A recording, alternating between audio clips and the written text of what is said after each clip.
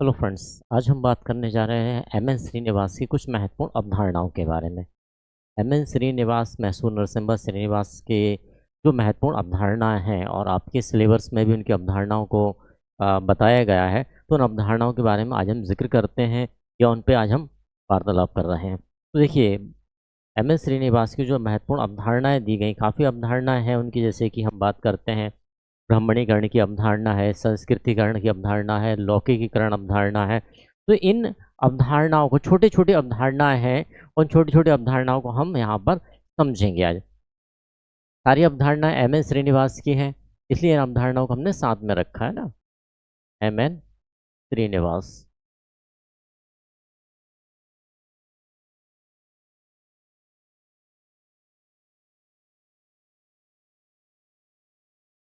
अब इन अवधारणाओं को जो हम लेने जा रहे हैं, उन अवधारणाओं को हम सीक्वेंस से लेंगे। देखिए, सबसे पहले हम बात करते हैं इनकी एक महत्वपूर्ण अवधारणा, जिसे कहा जाता है प्रभु जाति या डोमिनियन कास्ट। क्या कहा जाता है फ्रेंड? प्रभु जाति या डोमिनियन कास्ट।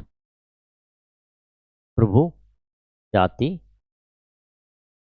जैसे कहा जाता है डोमिनियन कास्ट।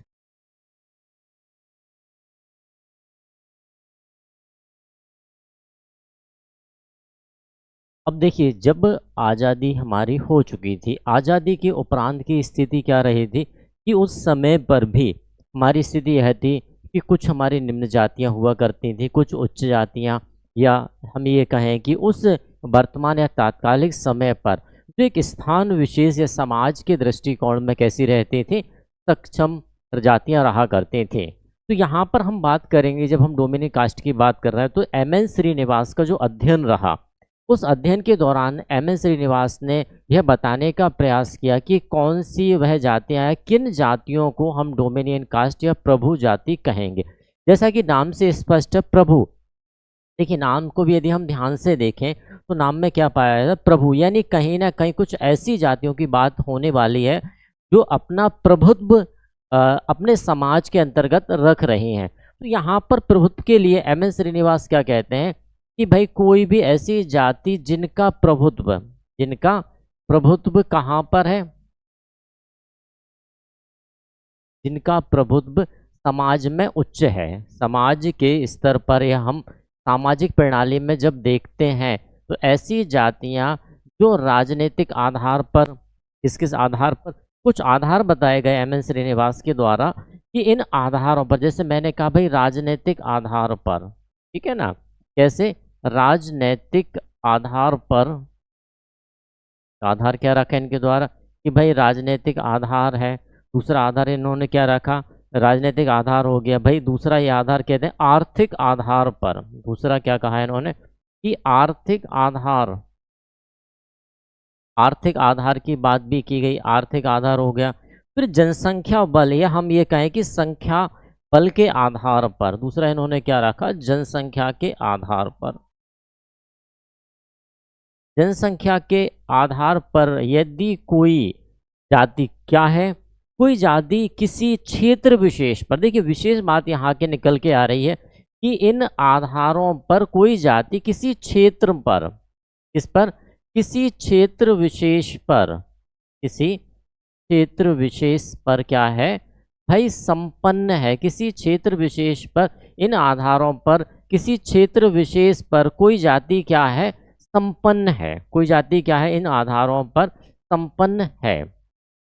कोई जाति क्या है? संपन्न है। तो इस प्रकार से संपन्न जाति जो रहेगी, इस प्रकार से संपन्न जाति जो रहेगी, वह क्या कहलाने वाली है? वह जाति कहलाई यहाँ पर प्रभु जाति। क्या कहलाई फ्रेंड? प्रभु जाति। ठीक है, जिसे प्रभु जाति के नाम दिया गया, उच्च जाति दिया गया नाम, ठीक है ना। क्या क्या दिया गया? उच्च जाति दिया गया, प्रभु जाति दिया गया, और साथ में जिसे कहा गया द्विज जाति। क्या कहा गया फ्रेंड? द्विज जाति। तो इस प्रकार से एम.एन. श्रीनिवास ने परिभाषित करने का प्रयास किया है कि प्रभु जाति क्या होगी?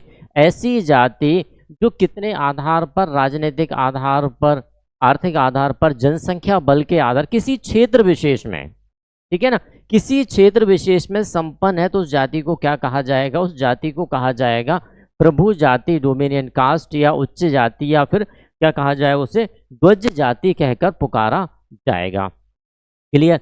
अब यहाँ पर यदि हम इसके पहले की पृष्ठभूमि देखें तो प्रभु जाति क्या हुई हमारी, कि कोई ऐसी जाति, प्रभु जाति से हम क्या समझ रहे हैं कि कोई ऐसी जाति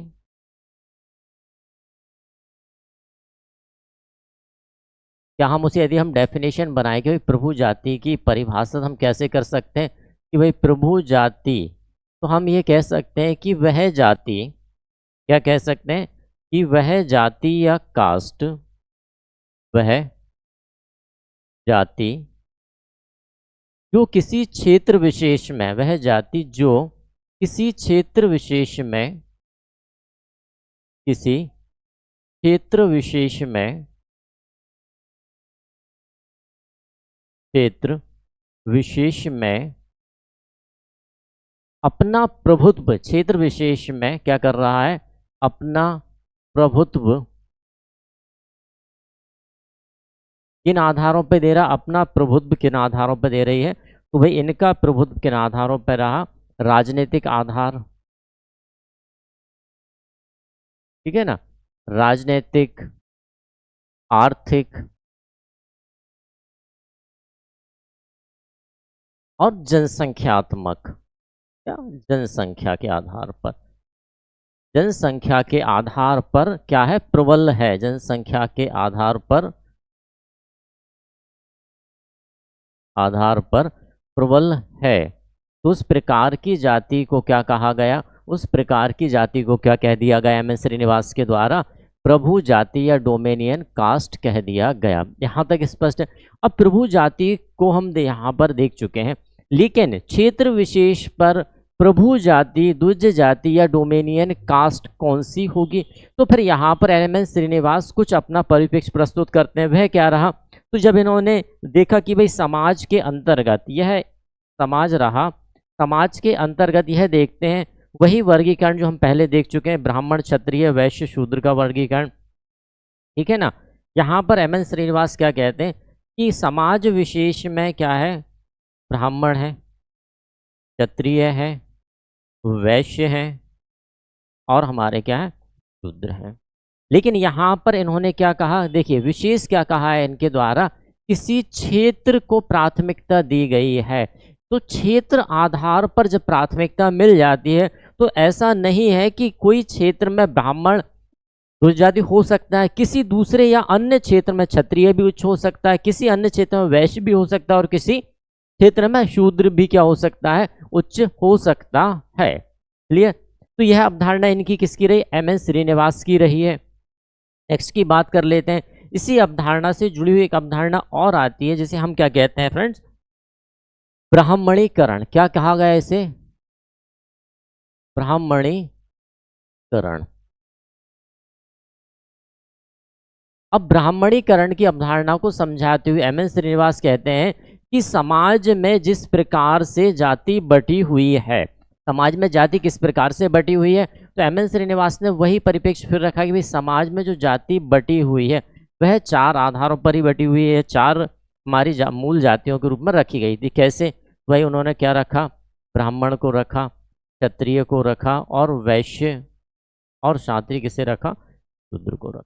तो इस प्रकार से इन्होंने कहा कि इस समाज विशेष के अंदर, ये जो समाज है, इस समाज विशेष में यदि सामाजिक आधार पर देखा जाए तो सामाजिक आधार पर सबसे उच्च किसे माना गया, भाई सबसे उच्च किसे माना गया, ब्राह्मण को माना गया।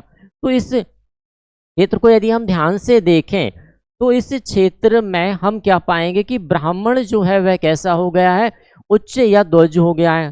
ब्राह्मण कैसा हो गया, भाई ब्राह्मण को हमने क्या कह दिया, उच्च है, या हमने कह दिया कि भाई ब्राह्मण द्विज जाति है, या हमने कह दिया कि ब्राह्मण क्या हो गया, यहाँ पर प्रभु जाति हो गया है। अब निश्चित बात है यदि ब्राह्मण यहाँ पर प्रभु जाति, ध्वज या उच्च हो चुका है तो स्थिति क्या बनने वाली है, अन्य जो जातियाँ हैं हमारी, भाई हमारी अन्य कौन सी हैं, तो हमने देखा हमारे पास क्षत्रिय है, वैश्य और शूद्र है, तो इनको क्या कहा गया, भाई इनको फिर कह दिया गया, ये जो जातियाँ बची इनको क्या कह दिया गया, निम्न कह दिया गया। क्या कह दिया गया फ्रेंड, निम्न कह दिया गया। ये कैसी हो गई, निम्न जाति हो गई। अब निश्चित बात है निम्न जातियां क्या करेंगी, किसी क्षेत्र में यदि भाई यह जो ब्राह्मण है जो समाज में पद और प्रतिष्ठा में उच्च है, पद और प्रतिष्ठा में यदि उच्च है, तो निश्चित बात है इन ब्राह्मणों की जो दिनचर्या है, उन जाति की जो ब्राह्मण की दिनचर्या है, ब्राह्मण की जो भी वेशभूषा है, ब्राह्मण की जो संस्कृति है ना, तो यहाँ पर क्या कहा गया कि ब्राह्मण की संस्कृति, ब्राह्मणों की क्या है भाई, संस्कृति की कार्यशैली, कि किस प्रकार से काम करते हैं। क्योंकि सीधी सी बात है कि जब आप भी देखिए, निम्न जातियां क्या चाहती कि हमें भी समाज के अंतर्गत एक प्रतिष्ठा की दृष्टिकोण से देखा जाए। अब प्रतिष्ठा की दृष्टिकोण से यदि देखा जाए तो निश्चित बात है जितनी भी निम्न जातियां रही उन्होंने क्या किया, ब्राह्मण की जो कार्यशैली है, उनकी जो संस्कृति है, उसका अनुसरण करना प्रारंभ कर दिया। तो यहाँ पर हम क्या देखते हैं कि निम्न जातियों के द्वारा, किसके द्वारा, जो अन्य निम्न जातियां हैं, जैसे कि हमने बात की क्षत्रिय है, हमारा निम्न वैश्य है, शूद्र है, तो निम्न जातियों के द्वारा, किसके द्वारा भाई, निम्न जातियों के द्वारा, निम्न जातियों के द्वारा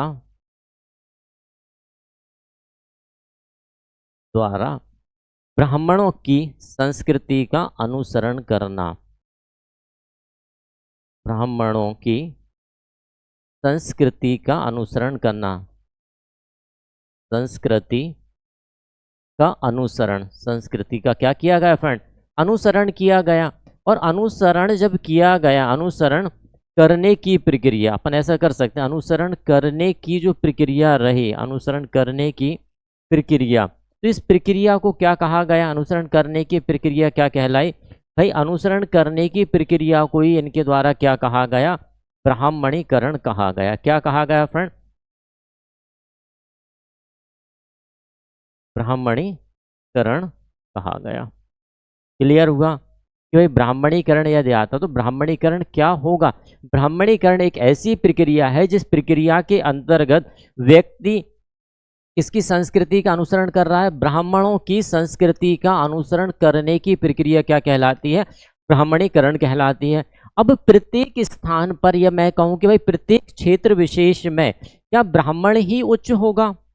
देखिए इस प्रक्रिया को तो क्या कह दिया एम एस श्रीनिवास के द्वारा, इस प्रक्रिया को कह दिया क्या, ब्राह्मणीकरण कह दिया गया। लेकिन जब एम एस श्रीनिवास ने यह जो अवधारणा दी थी, यह कहाँ अवधारणा दी गई, तो रामपुरा गांव के अध्ययन में। कौन से, रामपुरा गांव के अध्ययन में, है ना, रामपुरा का जब अध्ययन किया गया, अध्ययन में इस अवधारणा को इनके द्वारा किया गया। लेकिन इस अध्ययन के उपरांत जब एन एम श्रीनिवास के द्वारा और अध्ययन किए गए, यहाँ तक क्लियर। देखिए भाई यहाँ पर हमने प्रभु जाति को देखा, फिर हमने बात की किसकी, हमारे ब्राह्मणीकरण की प्रक्रिया को, ब्राह्मणीकरण की प्रक्रिया हमने समझा।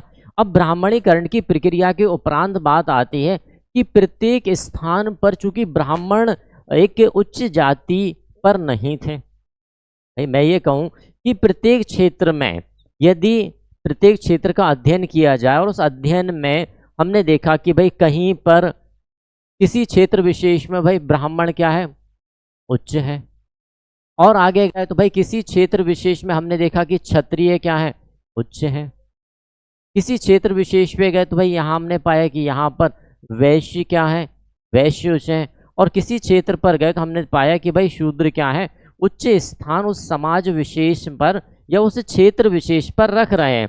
अब एम एन श्रीनिवास के द्वारा क्या कहा गया, फिर एम एन श्रीनिवास के द्वारा यहाँ पर जो हमने प्रभु जाति की अवधारणा देखते हैं कि किसी क्षेत्र विशेष पर ये सभी एक क्षेत्र आधारित तौर पे क्या हो गई, उच्च हो गई, क्या हो गई, उच्च या डोमिनियन कास्ट या ध्वज जाति या प्रभु जाति हो जाती है। तब एम एन श्रीनिवास के द्वारा क्या कहा गया, तब बात आती हमारी दूसरी अवधारणा, यानी कि यही जो ब्राह्मणीकरण की अवधारणा रही, उसी अवधारणा को हम ये कह सकते हैं कि कहीं ना कहीं एम एन श्रीनिवास ने अपने ब्राह्मणीकरण की अवधारणा को बदल के उसका नया नाम क्या रखा, संस्कृतिकरण। क्यों रखा वही हम समझेंगे, क्योंकि वहां पर ब्राह्मणों की संस्कृति का अनुसरण किया जा रहा था, किसके द्वारा, अन्य निम्न जातियों के द्वारा। लेकिन यहाँ पर जब हम बात करेंगे तो वहां पर हमने क्या बात की कि किसी क्षेत्र विशेष पर क्या बात आती है फ्रेंड, किसी क्षेत्र विशेष पर, किसी क्षेत्र विशेष पर या किसी क्षेत्र विशेष में प्रभु जाति की संस्कृति का अनुसरण करने की प्रक्रिया, किसकी? किसी क्षेत्र विशेष में प्रभु जाति या द्विज जाति की संस्कृति, द्विज जाति की क्या है भाई? द्विज जाति की संस्कृति का अनुसरण करने की प्रक्रिया, संस्कृति का अनुसरण करने की प्रक्रिया, करने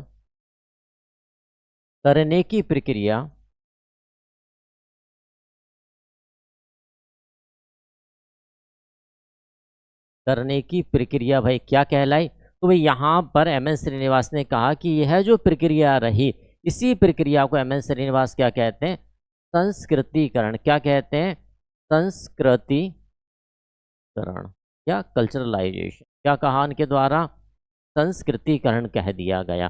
देखिए, प्रत्येक जाति निम्न जो है किसी क्षेत्र में, तो निम्न जाति क्या चाहती है? निम्न जाति यही ना चाहती है कि हम समाज में उच्च जातियों के जिस प्रकार प्रतिष्ठित हैं वैसे हमारी भी प्रतिष्ठा बढ़ जाए। अब प्रतिष्ठा बढ़ाने के लिए क्या किया जाएगा? निश्चित तौर पर जो उच्च जातियां कर रही हैं, जिस प्रकार से उच्च जातियां व्यवहार कर रही हैं, जिस प्रकार से उच्च जातियां रह रही हैं, उनकी संस्कृति को क्या किया गया? निम्न जातियों के द्वारा क्या किया गया भाई? अनुसरण किया गया। और यह जो अनुसरण रहा, यह देखिए, त्वरित ही कोई उच्च जाति अनुसरण करने के उपरांत द्विज जाति या प्रभु जाति में नहीं बदल जाती। बदल सकती है क्या? सपोज करें कि भाई मैं किसी व्यक्ति को जानता हूं, अब वह व्यक्ति क्या कर रहा है? कोई अलग कार्य कर रहा है, लेकिन धीरे धीरे उसने क्या किया? किसी दूसरी संस्कृति को अपने में अपना लिया, उसका अनुसरण कर लिया और पूरी तरीके से वह उस संस्कृति में घुल गया या ढल गया। अब ढलने के उपरांत क्या हो? लेकिन मैं तो जानता हूँ वास्तविकता। हाँ भाई, वास्तविकता में आप कौन हो? तो स्थिति क्या रही? तो एक पीढ़ी नहीं, दो पीढ़ी नहीं, लेकिन कुछ पीढ़ियों के बाद उस पीढ़ी का प्रत्येक व्यक्ति उसी संस्कृति में ढल चुका है। तो निश्चित बात है, यह संस्कृतिकरण क्या हो जाता है? संस्कृतिकरण को यदि हम बात करें तो संस्कृतिकरण कैसी प्रक्रिया हो जाएगी? संस्कृतिकरण एक पद मूलक प्रक्रिया हो जाएगी। क्या हो गया? संस्कृतिकरण एक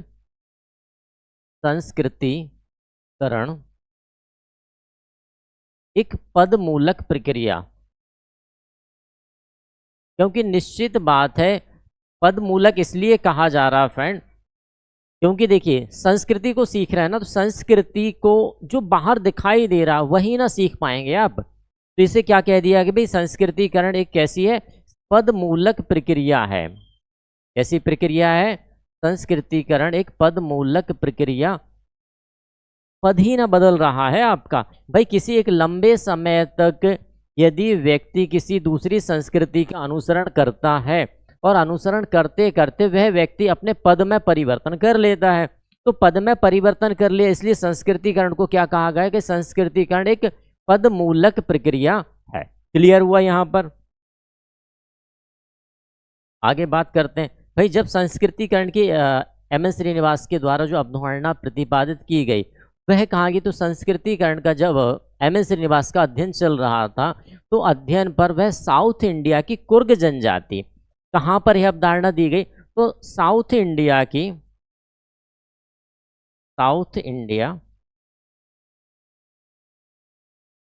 कुर्ग जनजाति। कौन सी जनजाति? कई बार कुर्ग जनजाति के बारे में पूछ लिया जाता है कि कुर्ग जनजाति का जो अध्ययन रहा वह किसके द्वारा किया गया? तो यह किसके द्वारा किया गया? यह एम एन श्रीनिवास के द्वारा किया गया। और इस साउथ इंडिया कुर्ग जनजाति का जो अध्ययन रहा, उसी अध्ययन पर एम एन श्रीनिवास की जो अवधारणा है संस्कृतिकरण, वह हमें देखने को मिलती है। और इसी अध्ययन पर एम एन श्रीनिवास ने क्या किया? एक पुस्तक लिखी। वह पुस्तक क्या थी? वह पुस्तक क्या थी फ्रेंड्स? Religion and society. क्या पुस्तक थी? Religion and society among the south India, Coorg of south India. क्या थी फ्रेंड पुस्तक? रिलीजन एंड सोसाइटी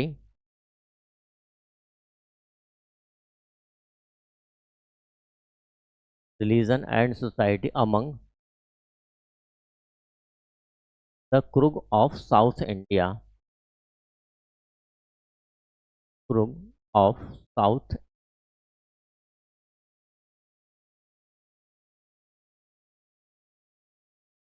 यह हमें ध्यान रखना है।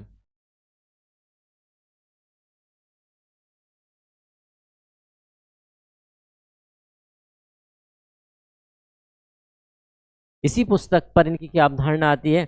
इसी पुस्तक में हमने कहा ना कि भाई इस पुस्तक पर कौन सी अवधारणा है, तो इसी पुस्तक में इनकी अवधारणा क्या है? संस्कृतिकरण की।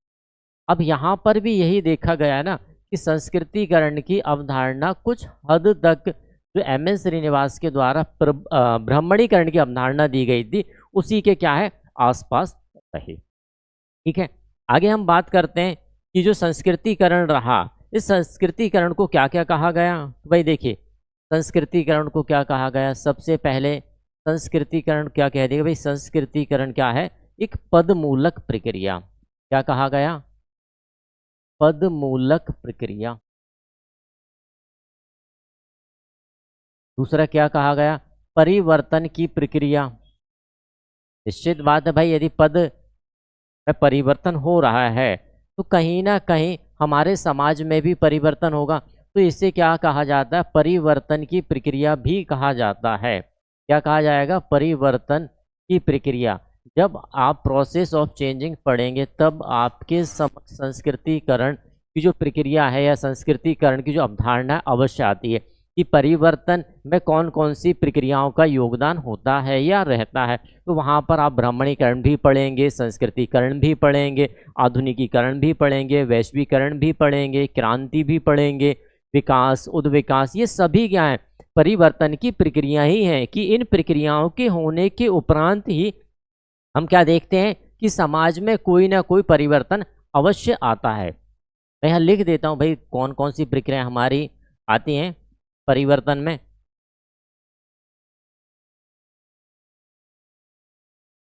संस्कृतिकरण ऐसे लिख लेते हैं, परिवर्तन की प्रक्रिया है ना, परिवर्तन की प्रक्रिया। चलिए अब लिखते हैं। तो हमने देखा कि संस्कृतिकरण, संस्कृतिकरण यदि समाज में होगा तो निश्चित बात है समाज में हम क्या देखेंगे भाई? परिवर्तन देखेंगे। ठीक है ना, संस्कृतिकरण हुआ हमारा। आधुनिकीकरण यदि आपके समाज में होगा तो निश्चित बात है हम क्या देखने वाले हैं? परिवर्तन देखने वाले हैं। तो आधुनिकीकरण को भी हम क्या कहते हैं? परिवर्तन की प्रक्रिया कहते हैं। आधुनिकीकरण के बाद यदि हम उदारीकरण की बात करें तो उदारीकरण को भी हम कहाँ रखते हैं? परिवर्तन की प्रक्रियाओं में रखते हैं। उदारीकरण है हमारा। वैश्वीकरण है, वैश्वीकरण को भी क्या कहा जाता है भाई? वैश्वीकरण भी क्या है? परिवर्तन की प्रक्रिया ही है, वैश्वीकरण है हमारा। और वैश्वीकरण के साथ साथ और आगे जाएं तो हम यहाँ पर देखेंगे क्रांति भी एक प्रकार से परिवर्तन की प्रक्रिया है। क्रांति है, विकास है, विकास या डेवलपमेंट, इसे भी एक परिवर्तन की प्रक्रिया माना गया है। प्रगति या प्रोग्रेस को भी क्या माना गया है? परिवर्तन की प्रक्रिया माना गया है। और साथ में हम देखें तो उद्विकास, ठीक है ना, उद्विकास को भी क्या माना गया भाई? उद्विकास को भी परिवर्तन की प्रक्रिया के अंतर्गत रखा गया। उद्विकास या एवोल्यूशन कहा जाता है, तो उसे भी परिवर्तन की प्रक्रिया के अंतर्गत ही रखा जाता है। कुछ विशेष और यदि हम देखें जैसे अब परिवर्तन जो हमारा है, संस्कृतिकरण को और किस प्रकार से परिभाषित किया गया हमारे विभिन्न प्रकार के विचारों को, लेकिन मूल यही है कि भाई जब कोई जाति परिवर्तन करने के लिए वहाँ की उस क्षेत्र की उच्च या प्रभु या ध्वज जाति का अनुसरण करता है तो उस प्रक्रिया को क्या कहा गया है? संस्कृतिकरण कहा जाता है। जैसे हम बात करें पोकाक के द्वारा, पोकाक क्या कहते हैं भाई? संस्कृतिकरण क्या है? तो इनके अनुसार संस्कृतिकरण को किस प्रकार से परिभाषित करने का प्रयास किया गया है?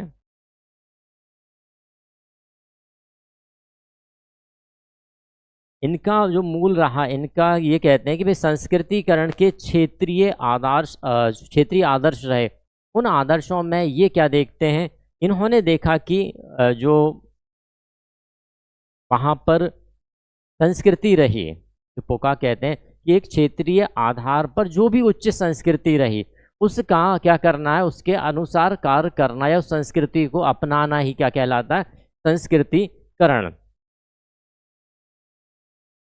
मूल रूप से आप देख सकते हैं यहाँ पर पोकाक वहाँ के अस्तित्व पर चर्चा करते हैं। किस पर बात करते हैं, ये अस्तित्व, भाई अस्तित्व की चर्चा किसके द्वारा की गई है, तो यह पोकाक के द्वारा की गई है। क्यों की गई अस्तित्व की चर्चा, तो यहाँ पर हम यह देखते हैं कि भाई जो निम्न जातियाँ हैं, यदि वह अपने अस्तित्व को बचाने के प्रयास करेंगी तो परिवर्तन उन्हें लाना ही पड़ेगा। अब परिवर्तन कैसे लेके आ सकते हैं, तो निश्चित बात है उस समय पर उस समाज में किस जाति को प्राथमिकता दी जा रही है, जिस जाति को प्राथमिकता दी जा रही होगी, व्यक्ति क्या करेगा, अपने अस्तित्व को बचाने के लिए वह उस जाति का अनुसरण करने लगेगा, कि संस्कृति का अनुसरण करने लगेगा, और वही अनुसरण यहाँ पर क्या हो जाता है, उनके अस्तित्व को सुरक्षित कर देता है।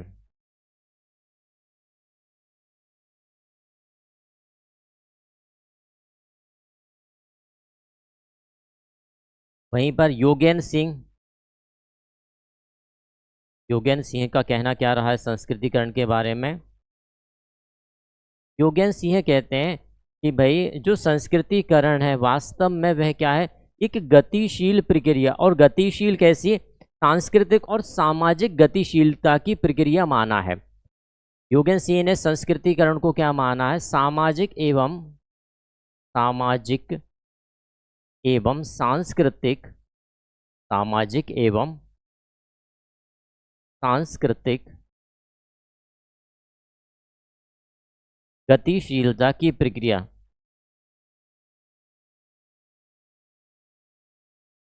गतिशीलता की प्रक्रिया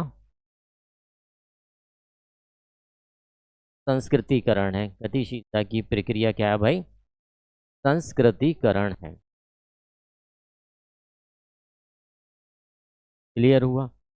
निश्चित बात है, देखिए आप समाज में रह रहे हैं, अब समाज में ऐसा तो नहीं कि हम सिर्फ एक बार हमने जन्म लिया और स्थिर रहे।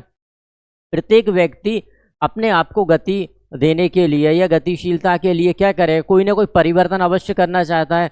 तो वह परिवर्तन यहाँ पर योगेन सिंह के अनुसार क्या कहा गया है कि भाई सामाजिक और सांस्कृतिक गतिशीलता, समाज में हमें यदि सामाजिक नियमों को बढ़ाना है तो हम उसे क्या कहेंगे, सामाजिक गतिशीलता। और संस्कृति, जैसा कि आज के दौर में हम यह देखते हैं कि हमारे समाज में विभिन्न प्रकार की संस्कृतियाँ आती जा रही हैं और हम उन्हें क्या कर रहे हैं, उपयोग कर रहे हैं और धीरे धीरे आगे बढ़ रहे हैं। तो कहीं ना कहीं वास्तविकता में यदि देखा जाए तो हम कर क्या रहे हैं, किसी दूसरी संस्कृति को सीख रहे हैं, और वही संस्कृति हमें क्या कर रही है, सांस्कृतिक गतिशीलता प्रदान यहाँ पर करती है। चलिए आगे चलते हैं, कुछ विशेषताओं की बात कर ले यदि हम, कि भाई जो हमारी सांस्कृतिकरण से संबंधित विशेषता क्या होने वाली,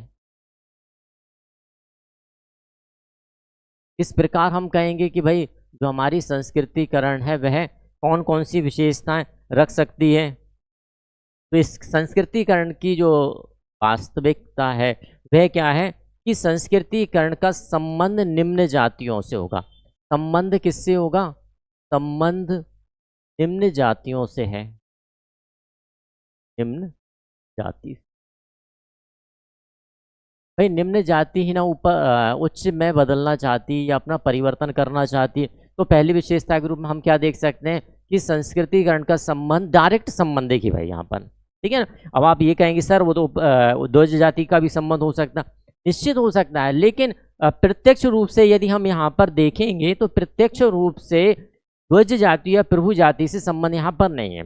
डायरेक्ट किससे संबंध है, निम्न जाति, क्योंकि निम्न जातियों को अपने अस्तित्व बचाना है या उन्हें आगे बढ़ना है या उन्हें समाज में प्रतिष्ठा लानी, तो निश्चित बात है जो वर्तमान में ध्वज या उच्च हैं उनका क्या करेंगे, अनुसरण करेंगे। इसीलिए हम ये कह सकते हैं कि संबंध किससे है, भाई निम्न जाति से इसका डायरेक्ट संबंध हो सकता है। यह जो प्रक्रिया है यह व्यक्तिगत ना होकर कैसी है, सामूहिक है, ठीक है ना। यह प्रक्रिया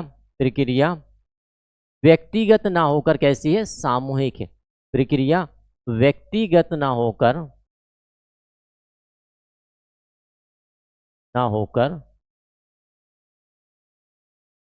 कैसी है फ्रेंड, तो यह सामूहिक प्रक्रिया है। कैसी है, सामूहिक प्रक्रिया है। अब सामूहिक क्यों कहा गया फ्रेंड इसे? भाई देखिए, निश्चित रूप से हम ये कह सकते हैं कि हाँ, किसी व्यक्ति ने यह सोचा और किसी व्यक्ति के द्वारा किसी दूसरी संस्कृति को अपनाने का या अनुसरण करने का प्रयास किया गया। लेकिन निश्चित ना, मैंने कहा ना कि भाई एक पीढ़ी नहीं, दो पीढ़ी नहीं, 3 पीढ़ी निरंतर जब आप प्रयास करेंगे, तो जब आप दूसरी या तीसरी पीढ़ी में पहुंच रहे हैं, तो वहां पर आपको किस प्रकार एक ध्वज या प्रभु जाति के रूप में ही समझा जाने वाला है। तो एक व्यक्ति ने स्टार्ट किया, फिर दूसरा, फिर तीसरा, और धीरे धीरे है पूरा क्या हो जाती है, एक सामूहिक प्रक्रिया बन जाती है। इसीलिए से हम किस प्रकार देखेंगे कि जो संस्कृतिकरण है वास्तव में किस प्रकार की प्रक्रिया है, यह सामूहिक प्रक्रिया है। किस प्रकार की प्रक्रिया फ्रेंड? सामूहिक प्रक्रिया है। अब इस प्रक्रिया के अंतर्गत यदि मैं कहूं कि भाई हमने किसको चुना, सिर्फ हम संस्कृति की यदि हम बात करते हैं कि भाई क्या कहा गया है श्रीनिवास के द्वारा कि संस्कृति का अनुसरण, तो संस्कृति के यदि हम और अंगों को देखें, ऐसा तो नहीं कि संस्कृति में सिर्फ एक ही अंग होगा, हो सकता है कई अंग हों। किसी व्यक्ति को उच्च जाति की संस्कृति का ज्ञान पसंद आया, तो उसने ज्ञान का क्या किया, अध्ययन करना प्रारंभ कर दिया। किसी व्यक्ति की कार्यशैली पसंद आई, तो निश्चित बात है भाई उस व्यक्ति ने किसका अनुसरण किया, कार्यशैली का अनुसरण किया। कर सकते हैं ना भाई, कार्यशैली का अनुसरण किया किसी व्यक्ति ने। किसी व्यक्ति को कुछ अन्न पसंद आए, किसी व्यक्ति को कुछ और पसंद आए। इस प्रकार से समूह विषय में हम यह कह सकते हैं कि संस्कृतिकरण के अंदर आदर्श कई हो सकते, ठीक है ना। आदर्श क्या हो सकते हैं, कई आदर्श। जैसे अपन कहते हैं ना कि मुझे उस व्यक्ति का व्यवहार पसंद है लेकिन पहनावा पसंद नहीं है। कहते हैं ना कई बार, मुझे उस व्यक्ति का पहनावा पसंद है लेकिन बात करने का लहजा पसंद नहीं है। एक व्यक्ति की जरूरी नहीं कि एक आदत सारी आदतें पसंद हो। तो यहाँ पर वही है कि संस्कृतिकरण के अंतर्गत हम क्या देखते हैं, कई आदर्श हो सकते हैं। इसमें क्या हो सकते हैं भाई, संस्कृतिकरण में आदर्श कई हो सकते हैं। तो कई आदर्श यहाँ पर हो सकते हैं, जरूरी नहीं कि एक ही आदर्श हो, कई आदर्श यहाँ पर हो सकते हैं हमारे किस प्रक्रिया के अंतर्गत, संस्कृतिकरण की प्रक्रिया के अंतर्गत हो सकते। और क्या खास हो सकता है भाई विशेषताओं की यदि हम बात करें, जैसे कि हमने पहले ही देखा कि संस्कृतिकरण किस प्रकार की पदमूलक प्रक्रिया, बिल्कुल लिख सकते हैं कि संस्कृतिकरण क्या है, पदमूलक प्रक्रिया है। कैसी प्रक्रिया है, तो संस्कृतिकरण पदमूलक प्रक्रिया है। किस प्रकार की प्रक्रिया फ्रेंड, क्योंकि इसमें सिर्फ पद में परिवर्तन होता है। आप ये कहें कि प्रत्येक चीज में परिवर्तन हो जाएगा तो यह संभव नहीं है, क्योंकि आप जिस संस्कृति का अनुसरण कर रहे हैं वह संस्कृति जो है वह बाहरी संस्कृति है। ऐसी संस्कृति है, बाहरी संस्कृति है। इसीलिए इसे क्या कहा गया, पदमूलक परिवर्तन कहा गया है। चलिए, और क्या खास विशेषता हो सकती है। हमने देखा कि जब इस प्रकार की संस्कृतिकरण की प्रक्रिया चल रही है तो यहाँ पर हम क्या देखते हैं कि समाज में परिवर्तन हो रहा है। तो हम इसे कह सकते हैं कि सामाजिक और सांस्कृतिक परिवर्तन, क्या कह सकते हैं, सामाजिक और सांस्कृतिक परिवर्तन हम इसे कह सकते हैं। कैसा, सामाजिक एवं सांस्कृतिक परिवर्तन, सामाजिक एवं सांस्कृतिक परिवर्तन हो सकता है। हाँ भाई, बिल्कुल हो सकता है सामाजिक एवं सांस्कृतिक परिवर्तन, क्योंकि निश्चित बात है यदि समाज के अंतर्गत किसी व्यक्ति के द्वारा कोई नई संस्कृति का अनुसरण किया जा रहा है तो वह व्यक्ति विशेष समाज में कहीं ना कहीं परिवर्तन ला रहा है। यदि उस सामाजिक आधार पर परिवर्तन है और सांस्कृतिक आधार परिवर्तन है तो हम कह सकते हैं कि जो संस्कृतिकरण की प्रक्रिया है वह सामाजिक और सांस्कृतिक परिवर्तन की प्रक्रिया के रूप में हम उसे क्या कर सकते हैं, देख सकते हैं। और खास क्या हो सकता है, तो वही संस्कृतिकरण में वास्तव में यदि देखा जाए तो हमने क्या ग्रहण, किसी व्यक्ति के द्वारा कोई परिवर्तन प्रारंभ किया था, अब धीरे धीरे वह एक व्यक्ति, दो व्यक्ति, बहुत सारे व्यक्ति और एक समूह विशेष के द्वारा अपना लिया गया और सिर्फ सहमति मिल गई। तो ध्यान कीजिए, जब मैंने विचारधारा रिसर्च की बात की थी तब मैंने बताया कि विचारधारा क्या होती है। विचारधारा एक ऐसा कथन है, एक ऐसी प्रक्रिया है जहां पर सामूहिक स्वीकृति मिल जाती है। तो हम इसे कह सकते हैं ना कि यह क्या एक विचारधारा की क्या हो जाएगी, प्रक्रिया हो जाएगी। तो हम इसे स्पष्ट कह सकते हैं कि जो संस्कृतिकरण है वह क्या हो सकता है, विचारधारा की प्रक्रिया। कैसी, विचारधारा की प्रक्रिया।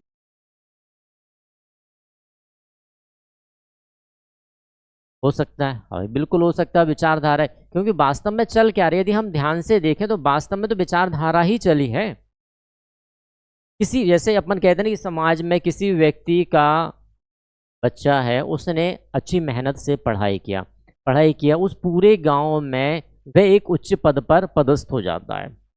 अब उच्च पद पर बैठने के बाद वहाँ के आसपास के जो विद्यार्थी हैं वो क्या देखते हैं, यार व्यक्ति ने पढ़ाई मेहनत से की, तो ये सभी क्या है, फिर दूसरे व्यक्ति ने या दूसरे बच्चे ने भी वही प्रक्रिया अपनाई, वह भी उच्च पद पर आ गया, फिर तीसरे, और धीरे धीरे समाज में क्या विचारधारा बन गई कि भाई मेहनत से यदि आप पढ़ाई करेंगे तो निश्चित बात है आप एक उच्च पद पर प्राप्त कर लेंगे। तो ये विचारधारा बन गई, इसे क्या माना गया, ये विचारधारा की प्रक्रिया इसे कह दिया।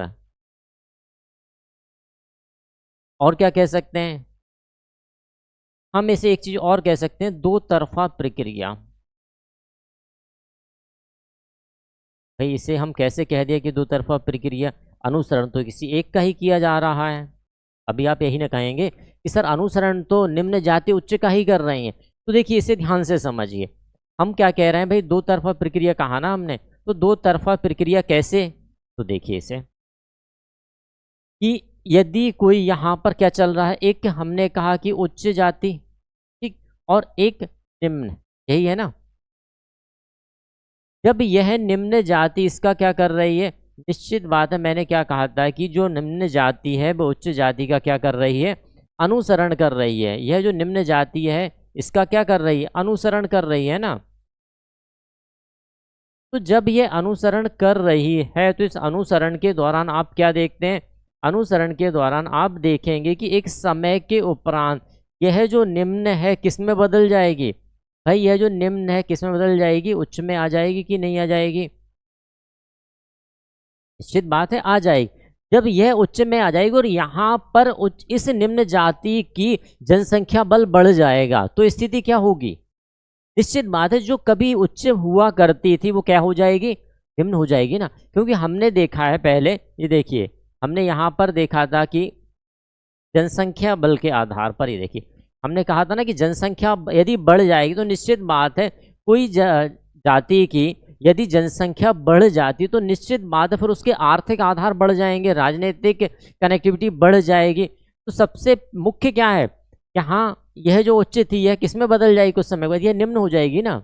संख्या बल यहाँ बढ़ा तो यह संख्या बल फिर राजनीति में भी आएगा, ठीक है, आर्थिक आधार पर भी बढ़ जाएगा। इस प्रकार से हम इसे कह सकते हैं कि यह जो प्रक्रिया है यह प्रक्रिया कैसी है, यह दो तरफा प्रक्रिया है। और जैसा कि मैंने कहा कि भाई पद मूलक प्रक्रिया है, तो यहाँ पर सिर्फ पद में परिवर्तन हो रहा है, वास्तविकता में परिवर्तन नहीं हो रहा है। क्लियर हुआ। अब यहाँ से हम आगे चलते हैं भाई और देखते हैं एम एन श्रीनिवास के।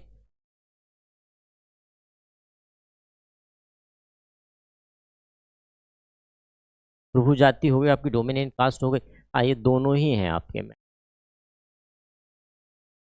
हमें ध्यान रखना है फ्रेंड, ये आपकी हमने क्या देखा आज की क्लास के अंतर्गत, सबसे पहले हमने बात की प्रभु जाति को लेकर एम एन श्रीनिवास की। प्रभु जाति कौन होती है, वह जाति जो राजनीतिक, आर्थिक और जनसंख्या के आधार पर किसी क्षेत्र विशेष में संपन्न जाति रही हो वह प्रभु जाति कहलाएगी। फिर हमने डेफिनेशन की बात की किस आधार पर, फिर हमने ब्राह्मणीकरण की बात की, जो सबसे पहले संस्कृतिकरण की प्रक्रिया को वास्तव में ब्राह्मणीकरण के रूप में ही एम एन श्रीनिवास ने प्रस्तुत किया था। फिर कुछ समय के उपरांत उन्होंने उस अवधारणा को किस में परिवर्तित किया, संस्कृतिकरण में परिवर्तित किया। तो संस्कृतिकरण किस प्रकार की प्रक्रिया, पदमूलक और परिवर्तन की प्रक्रिया किस पुस्तक में बताया उन्होंने, religion and society among the group of south India पर इन्होंने बात की। क्या खास विशेषताएं हो सकती हैं, तो वह विशेषताओं की बात हमने इसमें की। फ्रेंड आई होप आप सभी के लिए वीडियो पसंद आता है, वीडियो को ज़्यादा से ज़्यादा शेयर करें और चैनल को सब्सक्राइब करें ताकि आपको यहाँ से नोटिफिकेशन सबसे पहले पहुँचे।